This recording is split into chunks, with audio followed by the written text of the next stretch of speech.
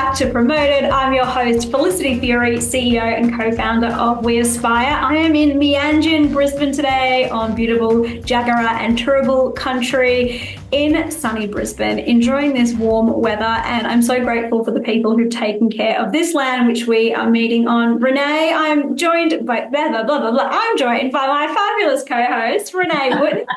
And she's an aerospace engineer, pilot, and speaker. If you did not know, Renee, where are you calling in from today? Hello and welcome. Thank you. So great to be here. I am calling in from Djerriwarrh country up on the Great Dividing Range in Toowoomba, my home. I've just gotten back from Singapore. Before that was in the US for 3 months, as you all know. So it is actually very wholesome to be home finally. Yeah, you've got Taco the dog in the background. Which I do. Taco's sitting next to me. He's so my emotional support, my intern. I love it. Love the taco vibes in the background. Today we are talking about an interesting topic, which I feel like you are a pro in, Renee, which is all around how do you actually have the conversation to get promoted. I reckon be one of the people who in my life has had the most promotions ever. You have just like boom, boom, boom throughout your career. Yeah. What impressive to watch. And tell yourself. This has been something I've had a lot of conversations with people about, actually. Yes. And there was one thing that changed my perspective on this. So we're talking like, how do you get promoted? How do you have that conversation? And the first thing that comes to my mind is this video from Barbara Cochran, actually. She's one of the sharks in Shark Tank in America.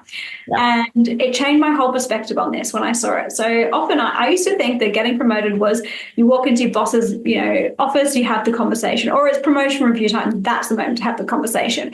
And she said, no, you should be having this conversation 6 months before, and there should be a lead up to it. And it was such an aha moment for me. It shifted my perspective on this, and it changed how I speak to my manager. It changed how I set up these conversations, changed so many things around setting expectations. What do goals look like? It had a huge flow-on effect, just that one idea. Renee, how do you think about it? Do you think 6 months advance? Is it 12 months? Is it longer? Is it shorter? I don't know. What's your perspective?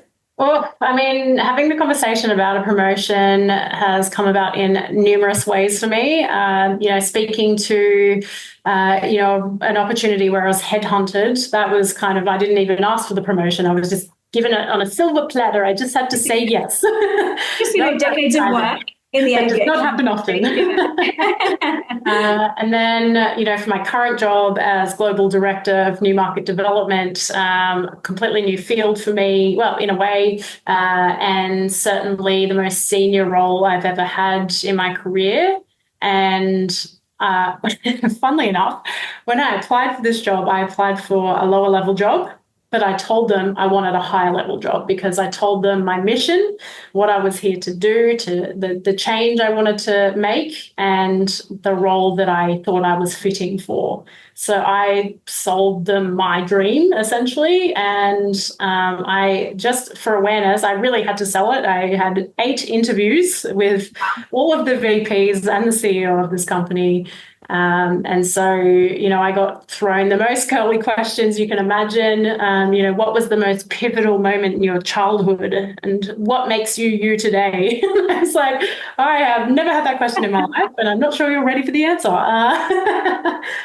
So, certainly my promotions have come about through a range of different conversations. But what I would say is, the headhunter role that I got pitched for was because I had a relationship with those people and they knew my work ethic, they knew me, they knew what I was capable of before they offered me that job. So there was that. But then, I went from engineering, a project engineering role at a company called CAE Australia, into a commercial strategy manager role at Western Sydney Airport. And when I made that jump, to paint a picture, I was project engineering an upgrade on military aviation simulators. I had a team of maybe 30 engineers that I was pulling together to deliver this upgrade.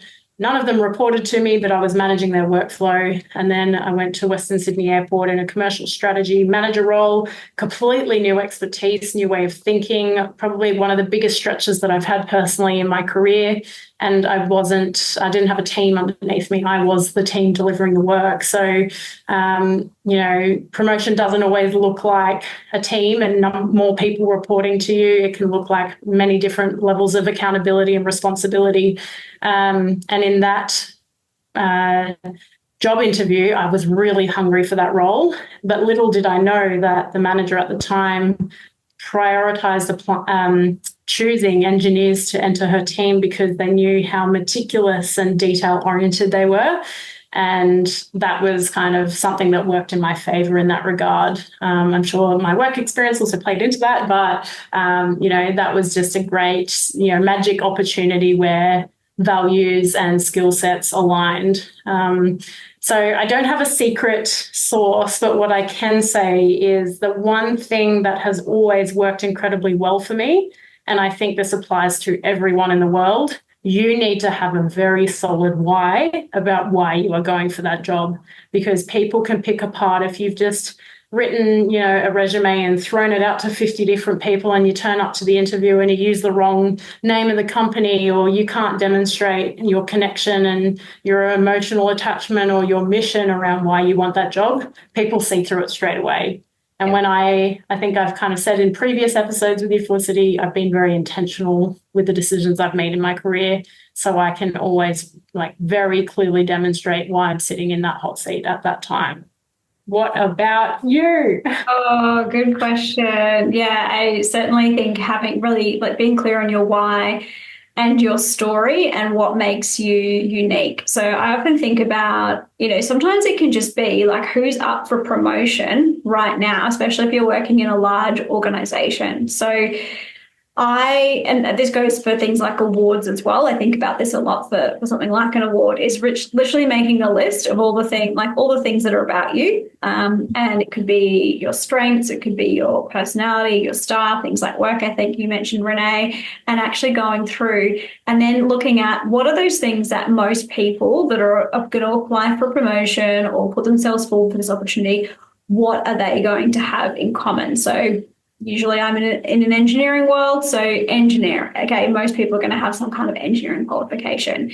I think one thing that set me apart in my career is ability to talk to clients or be able to be thrown into clients. People really appreciate that. They value that. So that's something, okay, cool, I'm going to really talk about that strength. So having that list of what makes you stand out from everybody else, I think is really, really important. And then I think something that's really helped me consider promotions or, consider how do I frame a promotion in a conversation with the manager has been to talk to other people who are more senior and more experienced. So not talking to my manager, but talking to my my boss's boss's boss, 3 or 4 levels up, or people who I have spoken to a lot of CEOs of different companies. I remember actually when I went to the UK, this is the kind of thing I do on holidays, Renee. So I'm going to the UK for a holiday. Going to meet my husband, Michael, my husband, his family for the first time. And I was like, how can I get value out of this holiday? How do I make it worth my while? So one of my mentors used to work in the UK. She used to work for Shell. And I said to her, who do you know? Who could be some people I could meet in London? And she gave me this list. I met 3 people. They're all incredible. One was a former politician. She was Ross Kelly. She was the first lady to breastfeed in Parliament. She was epic. And I also met the CEO of Shell. Right. And I was like, what does it take to be you? How do I be a CEO? How do I be an executive? And I'll never forget, he got a pen and paper. I love it when people do this in meetings. They get out pen and paper and they start drawing you things. It was awesome. So he drew a staircase and he said, this is a CEO role and there are all these different stairs that you've got to kind of step on along the way. And he's like, but there's not an order to them. It could just be you need to know P&L, you need to know strategy, you need to know commercial, you need to have all these different skills. Yep. So he's like, when you're looking for opportunities or the next thing, say, to get promoted in, is look at, is there a piece, that puzzle that I can fill? And sometimes it's something that's a bit left of field. For example, there's an amazing lady who's in the aviation space, Karen Rambo, and I remember she was sharing how she took a role at GE that was around sales and marketing, because it meant, similar to your story, Renee, actually, and taking that role that you previously had at Qantas, it gives you some of those strategic things that you might not necessarily have had in. And for Karen, it was around her engineering as well. So I think looking several steps ahead and looking at what are some of those skills I can develop now. Now, you might have this conversation with your manager and they might say, look, you're not ready for a promotion, or it's not the cycle, or whatever reason they have. I've seen lots of people get promoted out of cycle, so that is something I know that comes up a lot.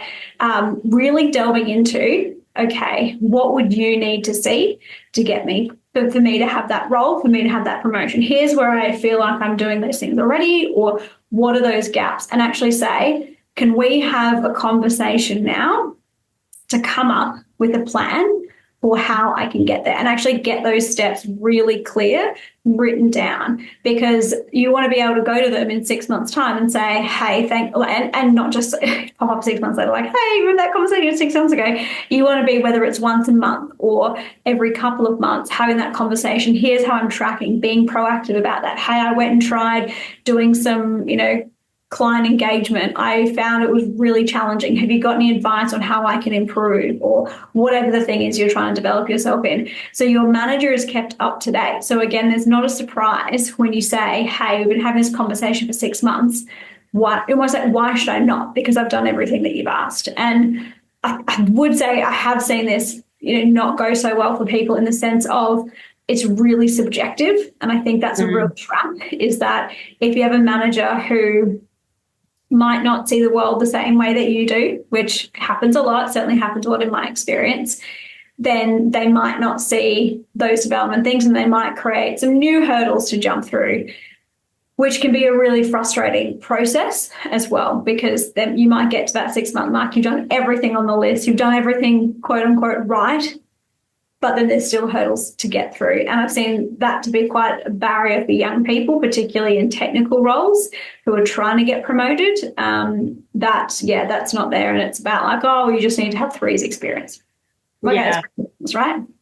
Yeah, that's ramble, Renee. I apologize. No, that was a great ramble. We all learned something from that, Felicity. But what I will take note of is just the lead up time that you referred to earlier. So what are the things that you need to be thinking about in preparation for these conversations? So Felicity's just given you a great amount to consider around what action you need to take, who you should be speaking to. But what I want to just brush over is the lead up time, I think, is really important. So if you want to be promoted, or you think you should be promoted in the short term, the process you take is very different to you planning for a promotion in the longer term. So that longer term is, hey, I think in a year or 6 months to 9 months, I want a promotion. I'm going to start having those conversations and really referring to those gems of wisdom that Felicity just referred to. But I think that if you have left it a bit late, you haven't really planned, and you think you're deserving of a promotion today, then there's a bit of a different process that I would take. So I would prepare for a conversation with your manager. I would certainly write down all of the tasks that you're doing and where you think you're achieving and contributing potentially more than what your original role requirements outlined.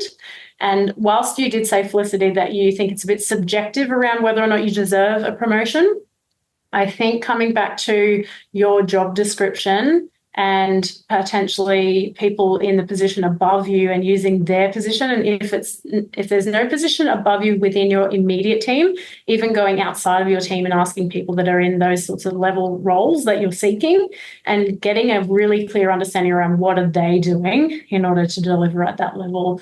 I think that's a great basis then for you to justify and say, here's where I'm meeting the next level up expectations. Preparing for that as much as possible is always the best case, because just to Felicity's point earlier, you can be asking for opportunities to step up and to get that experience, but where you think you're already achieving it, then demonstrating that through these position descriptions will be really valuable, and potentially even advocating for, where are you going in the longer term? So telling your boss the story. Again, this storyline is so important in justifying where to go to next, because let's say in best case, you're in a team that you absolutely love and you're going for your boss's job one day, and that might be a 5-year journey to get there, right? So how can you be talking to your manager and saying, I'm on this pathway, I want what you've got, this is what I'm doing today. This is why I think I deserve a promotion. And just so you know, I'm coming for your job, and I would love to be mentored and coached by you, because that really then demonstrates that you have respect for their role and that you want to learn from them, but also you can justify what you're giving back today on top of your role. So, and I think that those conversations can be quite hard. Again, it depends what sort of boss you have. And this is where the subjectivity and the gray zone really comes in around preparing for these conversations. So if you've got a great relationship with your boss, generally that's a really easy conversation. If you've got a bit of a prickly relationship with your manager, I think that as much preparation as possible and being really clear around what you want, how you're contributing, how you're going to get there, or how you've already worked hard to get there, and just really justifying yourself, and then letting them know where you want to go to next and why it's important that you get this promotion. I think that that's important. It's not just about money. It's about, you are capable, you want to grow yourself. It's about personal development and giving back even more than what you're already doing today. And I think that's the secret sauce.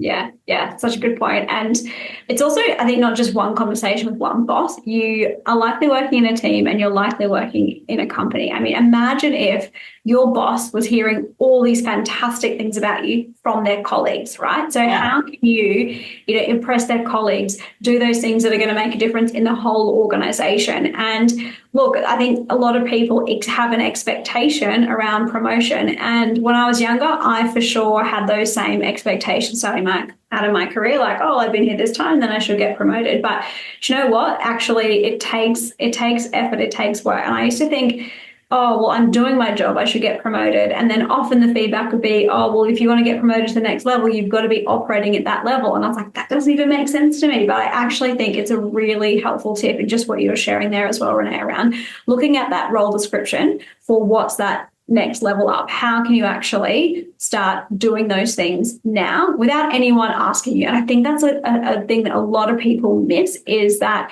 doing that bit extra, going above and beyond, will set you apart from so many people and position you in that way that's going to have you stand out no matter what you're doing. And I think also you touched on gathering the evidence for that. So what is the actual business evidence that you are doing that? Not like, oh, I'm performing well or I'm doing a great job. No, actually, the role description says I need to be managing up to 5 projects within this budget. Okay, these are the write it down.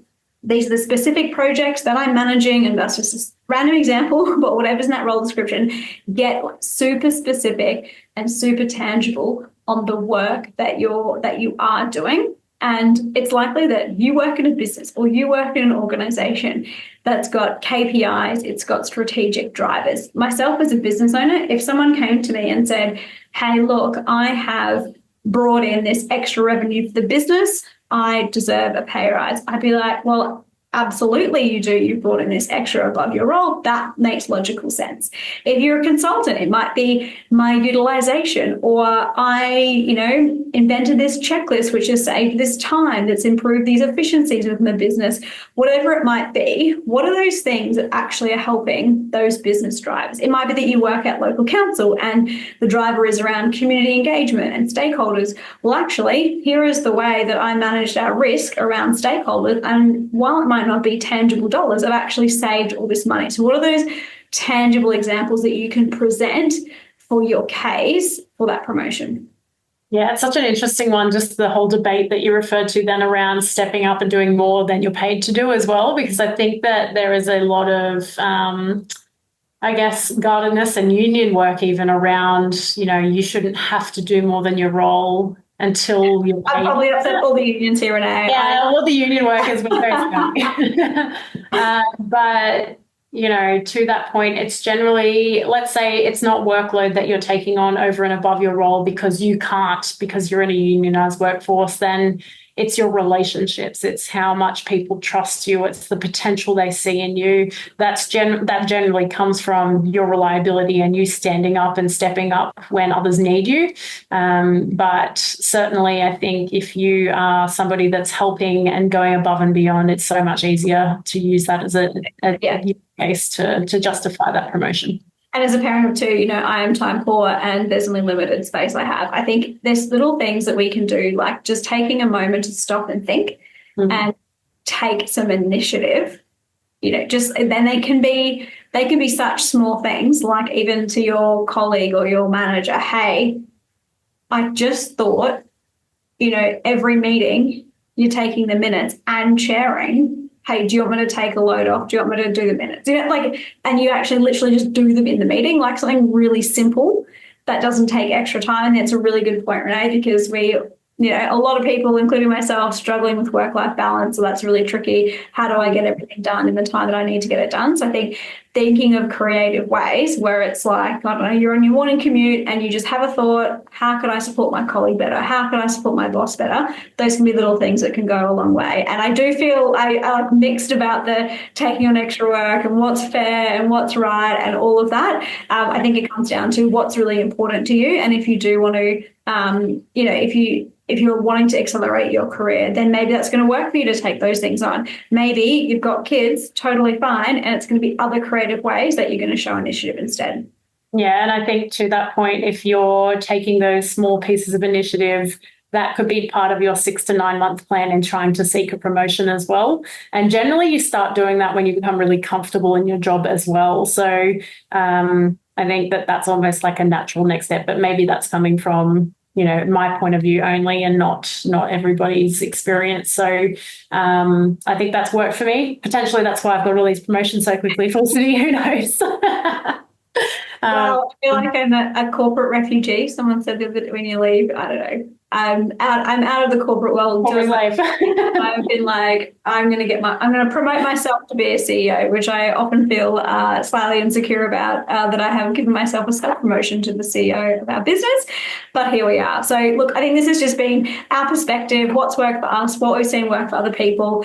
The main point here is these are some of our favorite ways to apply for promotion, put yourself forward for one. We hope it's helped you in getting the role that you want. Let us know, send us a DM. We always love to hear from you on, has this worked? Maybe it hasn't. Maybe you've got a better idea. We'd love to hear it and share it with the whole Promoted podcast community. Any final thoughts, Renee, before we wrap? No, another great discussion. And as always, please subscribe to our podcast. We're trying to get as much incredible, juicy content out to you as possible. So need to know who you are and how many people are actually listening. So thank you for joining us today. It's always a pleasure to share our experience with you to help you get promoted and be great when you get there. Thanks, Renee. I'm so stoked to see the listeners growing as well. So keep them coming. Please keep sharing this with your friends. Loving seeing them grow every single month and can't wait to do more of this with you, Renee. Thanks so much, everyone. Thank you. Bye.